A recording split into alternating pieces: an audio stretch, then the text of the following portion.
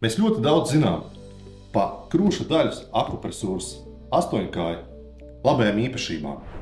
Bet daudz man jautā, kāpēc ir iestrādāts šīs speciālās elastīgās lentes. Šeit katrs no elementiem, kas ir izveidots, viņš ir pārdomāts vairākas reizes. Un šīs elastīgās lentes ir domāts priekš tam, kad jūs ikdienā kustaties, akupresūras astoņkājs paliek stāvēt uz vietas un akupresūras elementi iedarbojas pareizās vietās. Ja šī vieta būtu savienota ar neelastīgu materiālu, tad liecoties uz priekšu vai apakaļ, jums būtu nepatīkams sajūtas, jūs ierobežot kustībās pirmām kārtām un akupresūras korsets staigātu.